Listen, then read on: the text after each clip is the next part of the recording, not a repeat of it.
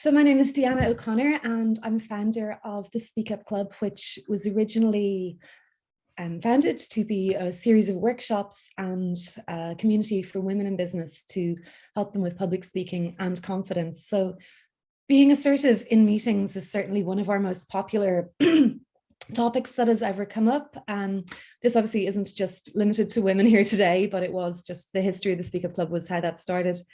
And in any workshops that we used to do in real life before COVID happened, it was certainly something that came up again and again. People would sit in meetings and be waiting for their turn to speak if they were going around the table and really be quite nervous about what they had to say. I think another thing that has really come up for people during COVID is a lot of people, while they've been on Zoom meetings, it's been quite a different format where actually people who are maybe a little bit quieter or less confident have found that being on a Zoom meeting where maybe it's more chaired and there's more, we'll go round now in order and give everyone a chance, means that the louder people or the more confident people aren't necessarily taking over in the same way. And then also another thing that has come up, excuse me, for a lot of people on Zoom is that people who don't feel confident maybe butting in and speaking in a meeting have actually used the chat function to put their opinions and ideas in. And that has been actually quite helpful for some people. So it's been a little bit of a crutch as well, I think, having that chat function in Zoom meetings. And now that we are actually heading back into the real world in the office next week, over the next couple of weeks, I think this is a really good time to look at this again and think about how we're going to go back into those real life meetings and how we're going to deal with those if we're not feeling the most confident or feel like we're going to struggle in that group environment. So what we're going to look at today is, sorry, I'm just trying to move my slides along and they're not being very cooperative. So these are our learning outcomes. First of all, we'll just have a little look about what we mean by assertive. And then we're going to do a little exercise about how you would introduce yourself effectively. And you may do this in a workshop. We would all do this together and we'd see you doing it, but obviously a lot of people won't have their cameras turned on in a workshop kind of feeling today. So you might want to do this along at home, or you may not, but you might try it later. We'll go through a few of the kind of physical symptoms of fear and anxiety that can really crop up and stop us from being our best self or being our most confident self in a meeting. Look at a couple of quick ways we can calm down. And then there's a few things that we can look at around body language as well, which can improve our presence and a lot of how other people will react to us, and we'll take those cues from our body language before we even open our mouths. So it's really important to get those right. Then a little bit around thinking on your feet. And finally, one of my favorite topics is actually how to get what you want in a meeting. So let's jump in. And if anyone has any questions, please pop them into the chat while we're going. So what is assertive? I think that it's important to remember that you don't necessarily have to be the loudest person. It doesn't have to be bullying. It doesn't have to be aggressive. Even if you're not a super loud person or a super confident person, you can be assertive. And I really think it's all about going in prepared. So to me, what a good assertiveness is, and being loud is assertive, but it's not a good assertive. It's maybe a negative assertive, we could call it. You'll definitely get your point across if you're the loudest person in the room. But I think that there's definitely space for people who are quieter and less loud to be assertive about what they want as well. So I would say that calm, clear, and considered is what you're aiming for. So let's start actually from the third one there and look at considered, because I think going into a meeting, especially, it may be a meeting with your boss about getting a pay rise, or it could be an ideas meeting where you're trying to push your idea forward to be, you know, what the company runs with for a marketing campaign versus someone else's idea. Whatever it is, I think it's really important to have your consideration of what you want out of that meeting very clear in your head before you go in. So really plan how much money you want to ask your boss for a rise, or really plan what idea you want to get people to agree to in the meeting. So have a very clear idea before you go in about what you want, because if you don't know what you want, you can't get what you want. So the first thing is to know what your top priority is.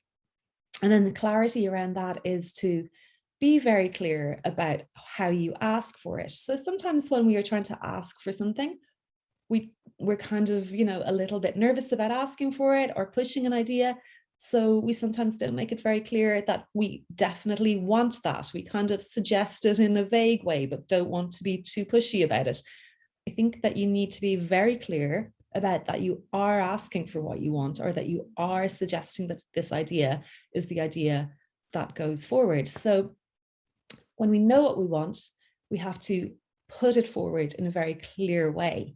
We also want to put it forward in a very calm way.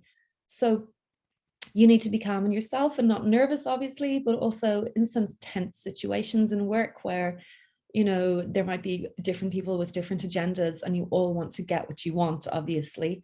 It's good to stay calm in the meeting because you don't want things to turn into a fight if people are getting louder to try and get their idea across. Being really assertive is asking for what you want in a very clear, calm, considered way, and keeping the head about you.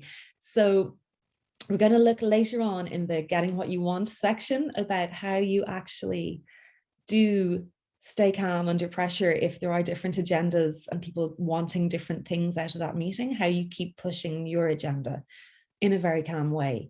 So we'll loop back around to that at the end, because it really is the key to how to get what you want in the situation. So those are really the three things that to remember: clear, calm, and considered. Know what you want, actively say that you want it, and stay calm while you do it. And that is much better than not being quite sure of yourself when you're saying it, not asking very directly, and then getting all nervous or not saying it for too long, and then getting angry because you're not getting what you want and it coming out in a bad way. So being assertive is very clear all the time about asking for what you want, rather than leaving it fester until it's too late and then you're exploding trying to get your point across. So know what you want, go in, ask for it clearly and calmly. So let's move on to a little bit about how you are actually going to be calm in that situation.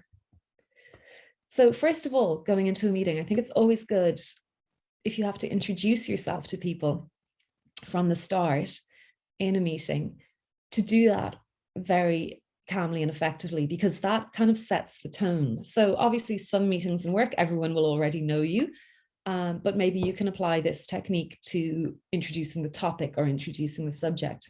But something I always teach to people in introducing yourself, and this is really important because it's the first thing people will see, especially if you're giving a presentation, is that you give your name really slowly. And we call this the two hands technique. So it's like you're holding your first name and your second name in each hand.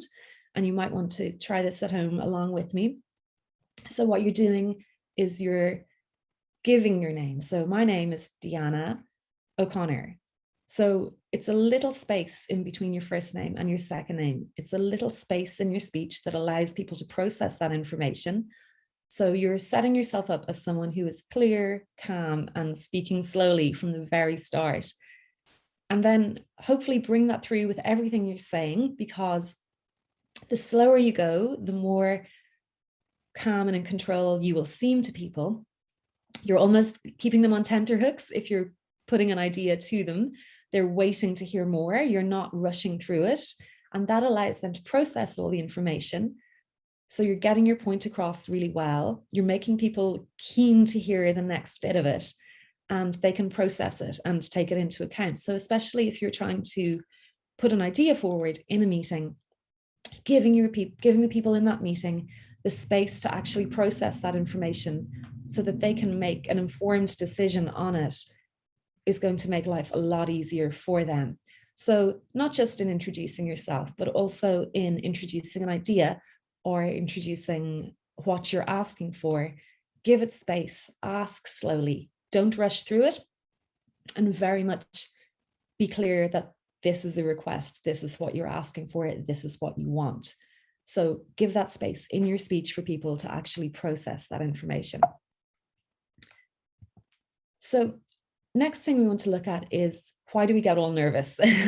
So fear is physical. So if you're one of those people that are sitting in a meeting and you're dreading it being your turn to speak, All of those physical sensations, the dry mouth, the sweaty palms, the nausea, that's all controlled by a part of our brain that controls fear. And this part of our brain hasn't really evolved since we were, out in the desert getting hunted by lions. And while it was really important at that time to constantly be scanning the environment for threats, life is very different now. So we don't need our brain to be telling us to go into panic mode. So we can feel that threat in a meeting. It's a nerve-wracking situation. But we need to find ways to actually switch that off. And luckily, there are very simple ways to do that. And it's just a matter of practicing them. Now, the other thing where physical response can actually kick in a meeting situation is, like we were talking about earlier, where different people have different agendas. And I think that we feel that stress instantly if we feel that our agenda is under threat, that the thing that we're pushing for or that we want is under threat. That sensation kind of heats up again. So we get that I'm under threat, I need to attack kind of feeling. And that's again where we need to pull it back and bring in the calm so that we're asking for what we want or pushing our agenda in a very calm and clear way. All of our little brain overheating and freaking us out is going to kick in either with our fear of public speaking or asking or being assertive, or with trying to defend our position in a meeting. So it's really important to really stay calm and stay cool and control that. Now, the easiest way to do that is, like any yoga teacher will tell you, is with your breath. So our breath is really at the core of everything, and it can be very helpful in calming and confidence. So I'm going to talk you quickly through a few little techniques that we would practice in workshops to control this. So some of the really popular ones we talk about are visualizations for calming. So one that I teach is that we pretend our finger is a candle, which is instantly, a candle is something that's lovely, relaxing, calming. And what we do is we hold our arm out at arm's length, but I'm not going to do that right now for the purposes of you being able to see it. But we pretend our finger is a candle and our nail is the flame. Hold it at arm's length and you take in a deep breath, and then you blow as if you're trying to blow your breath around the flame without blowing the flame out. So you're blowing really gently like this. And you're visualizing your breath going around the flame, but not blowing it out. So it's a really controlled breath. So what this is doing is it's keeping your busy little brain busy visualizing something. So when it's busy visualizing, it can't go into panic mode because it's got a job to do visualizing. Then you're visualizing something very calming that we associate with being calm. And pretending that we're blowing around the candle flame really helps us control our breath so that it's a very soft, even breath. And that's what we want, because once you go into panic mode, you get into panic breathing. And we want our breathing, I'm going to skip on to the fourth thing there, the diaphragmatic breathing. We want our breathing to come from deep down, where our diaphragm, which is the muscle that runs across our stomach under our ribs, is pushing the air up. We don't want to be shallow breathing into here. That's going to make our voice croaky like mine is this morning. But we want to be, and it's much easier to do standing up. So if you are doing, for instance, a presentation or something, it's better probably to be standing. It is harder to do diaphragmatic breathing sitting down, but you want your breath to be coming up and pushed up from the bottom of the lungs. And that's going to calm you as well, because that's a much stronger, deeper breath. And it's also going to give your voice a lot more oomph to it if you're trying to project your voice in a meeting, so that you're giving your voice natural resonance and volume without having to get shouty. So especially if you're a quieter person who feels like you could do with some vocal work, practicing your diaphragmatic breathing and actually practicing some projection could be really helpful, because you need to think about, visualize talking to the back of the room. So maybe stand in a big room and practice. If you need to practice speaking or practice presenting an idea, that's a really good way to do it, so that you are practicing projecting your voice. And that the diaphragm is a muscle. So if you do practice some diaphragmatic breathing, you'll notice quite quickly, if you don't normally use your diaphragm, that you can feel it and you'll know you're doing it, because it's an underworked muscle for most of us. And once you start working it, you'll definitely know where it is. The other couple of little things that I'd say can be helpful before and during a meeting. So a lot of people will have heard of power poses. And there's a great TED talk by Amy Cuddy where she talks about this. So, it's very obvious if you are hunched and slumped, that's not a powerful pose. If you are sitting up straight and strong, it's much more powerful. And before a meeting, you can run into the loo, stand with your feet wide apart, hands on your hips, chest puffed out, and really feel that powerful pose, and let that be when you do some maybe breathing practices and just get in that kind of pumped up zone. So that can bring you into the meeting in a much more powerful feeling place, and getting into that mindset and headset. And physically, if your body is in that place, your brain will start to believe what your body is telling it. And it's like that thing of, if we smile more, our brain starts to believe that we are in a better mood. So that can, if we stand more powerfully, our brain will start to feel more confident. So our body can basically convince our mind of things if we put our body into the right frame of the frame. And the other little thing during a meeting can be helpful is finding little acupressure points on your hands, like say there, and just to press there, which can be quite calming and helpful. So that if you need a little reminder to yourself to calm down, maybe get into the habit of having a little pressure point that you just give a little squeeze and be like, remember to breathe, it's all okay, calm down. So another little bit on just around presence and kind of how we come across physically. A lot of what people make of us, what they decide about us, is within the first couple of seconds of seeing us before we've even opened our mouth. So being assertive, if you're a quiet person or a loud person, when people see you first, they don't know that. You haven't said a word yet, but they'll have a sense of your presence. And some people have massive presence. Some people have that kind of star quality X factor. Some people come into a room and take it over immediately. So you can kind of practice a little bit how you can improve on this for meetings. Again, within your own personality, whether you're extrovert or introvert, there's room for everyone. So one thing that can affect maybe how much you're being listened to in meetings or how much you're getting your point across is where you sit. So you can be a little bit clever about this.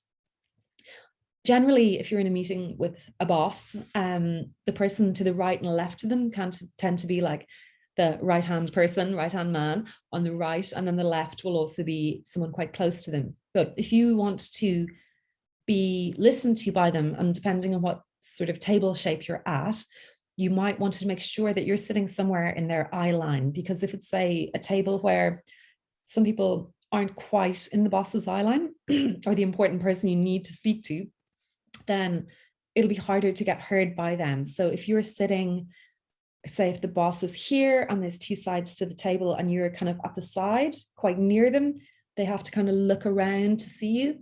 Whereas if you're a little bit further down, actually, where you're directly in their eye line without them moving their head, then that's probably a more powerful place to sit if you need to actually talk to them. And if you're sitting across from someone, that actually can be adversarial. So if you know there's someone in a meeting, excuse me, if you know there's someone in a meeting who has the opposite agenda to you, sitting across from them can mean that that might turn out to be a more heated conversation. So maybe you sit beside them so you feel more collaborative with them, and maybe things will actually, turn out better if you're sitting beside the person who has the opposite opinion to you as opposed to across from them. So you can strategize around where you sit at the table in a meeting to maybe give yourself a little bit better chance of getting your point across well. How you sit, we've already covered. You don't want to be slouching. You want to be sitting up straight. If you are in a chair that is way too big for you, don't sit right into the back of it. Sit near the front so that you're not lost in the chair. You don't want to be drowned out by a chair that's too big.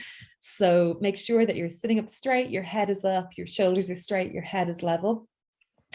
And make sure that if your posture is kind of tends to slump, that you don't, and make sure to remember to just stay sitting up straight.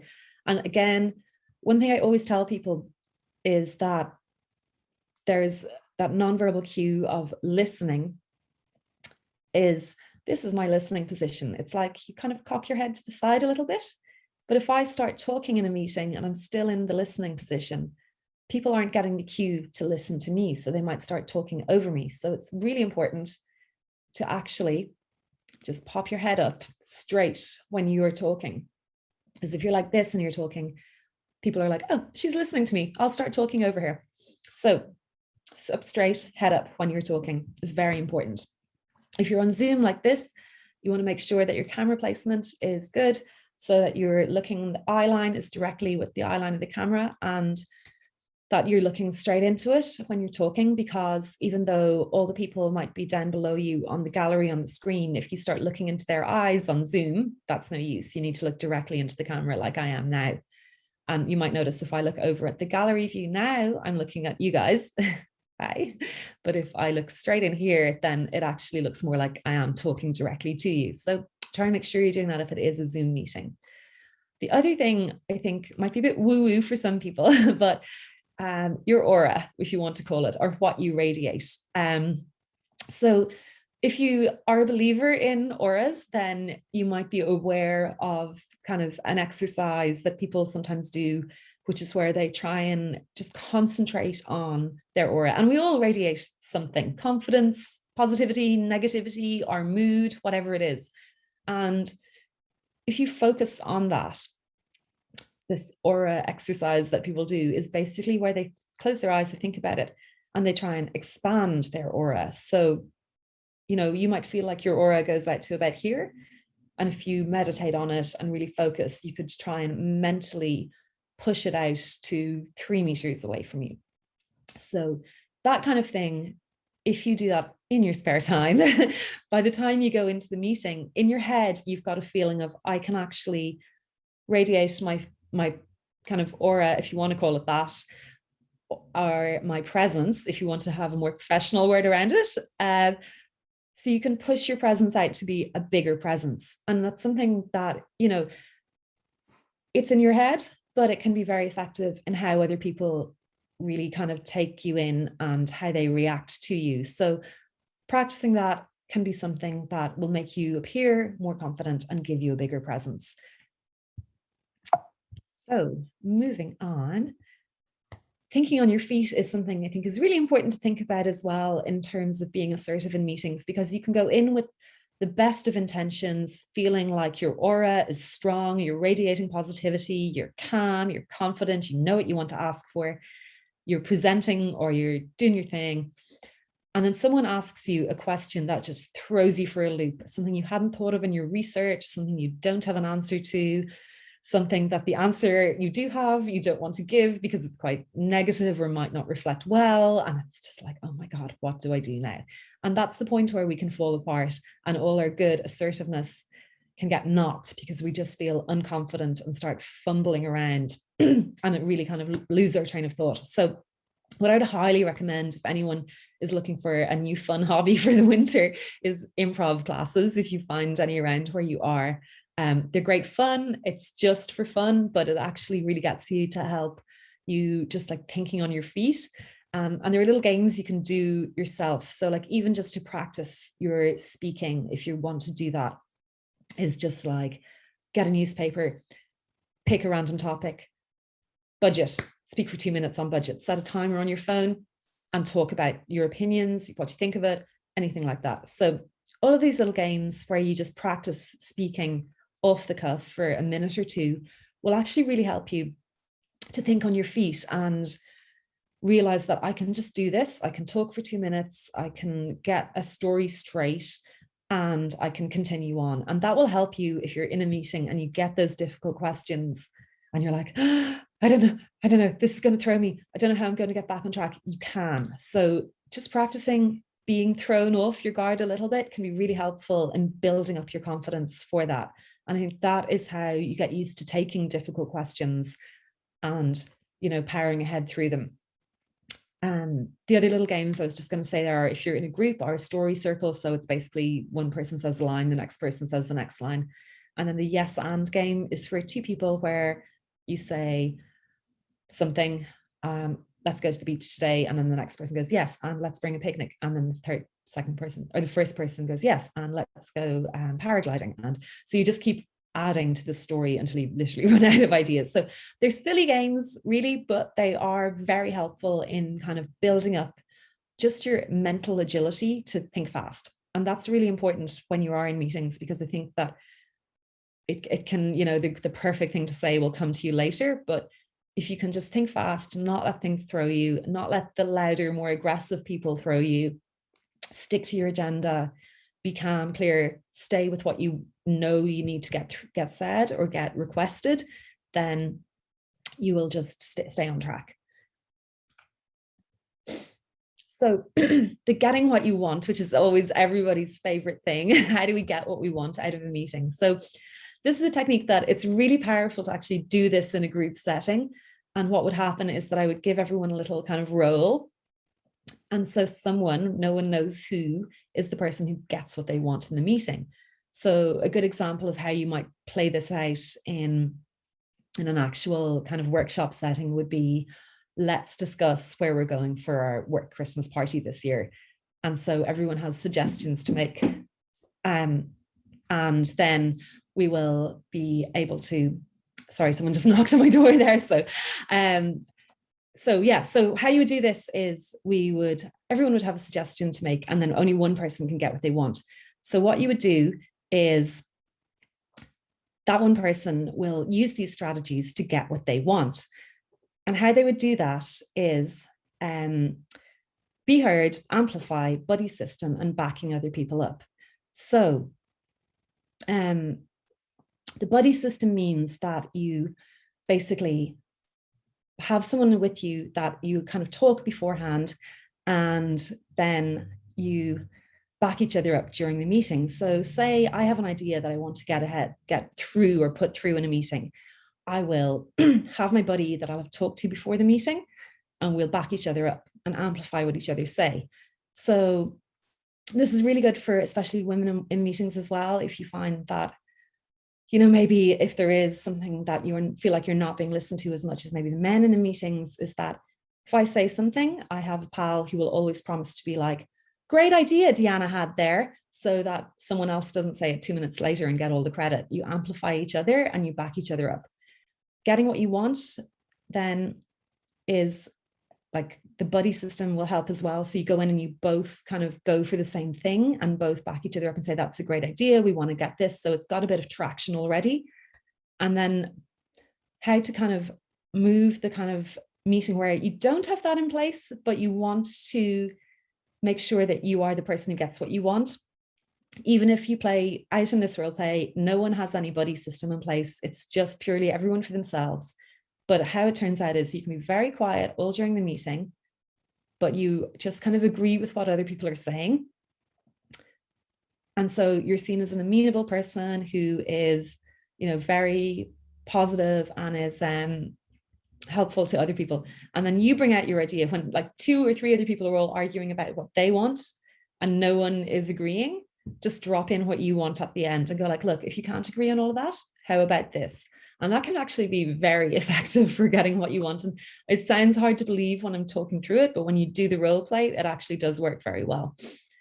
So one final thing is follow-up. So one thing to remember is that meetings are not the only way to communicate. And they, especially in a group meeting where some people are louder and not everyone is loud, you may still feel like you haven't quite got your point across. You haven't got exactly, everything you wanted to say said, or that it didn't go well. And look, there will always be ones that go well and there will always be ones that don't go well.